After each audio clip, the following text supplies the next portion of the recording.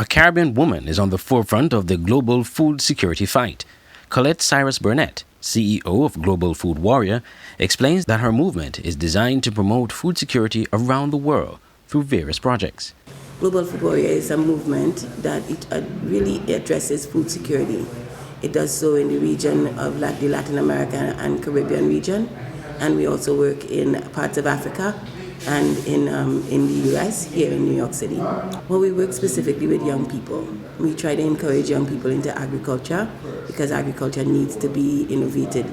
And as a result of that, we've been having challenges with our food supply. So in the Caribbean, we import about 80% of our food right now, which really is concerning given the vulnerability that leaves us at.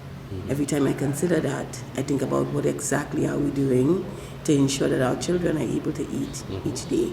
So working in Global Food Warrior, what we try to do is to hyper-localize food so that whatever comes, be it COVID-19 or any other such challenge, we are able to reach our food in walking distance. Right. The challenge right now is that food is being bussed or brought into the country in, I expect, the most difficult of ways because it is being shipped in. Originally from Trinidad and Tobago, Ms. Cyrus Burnett said she has been pursuing projects in her country and in Africa. Trinidad is where I'm from, so when I think of home, that's always where I go first.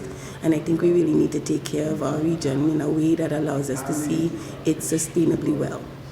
Well, we are in Malawi currently. We work in the University of Malawi with a team there called AquaGreen.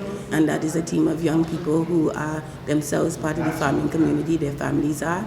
And we look at ways to, again, innovate farming in Malawi. In Malawi, the challenges are different. So it's still food security issues, and about 75% of their people are beneath the poverty line.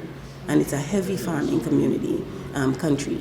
So we have to figure out how to manage transportation within Malawi, which is where the challenge is. A lot of the farmers are women, and the women have to travel very, very long ways with their produce. And sometimes they're carrying it on their heads. They have to wrap it in tight ways and carry it on their heads to get it where it needs to go. And by the time it gets there, it's not the best of qualities as well.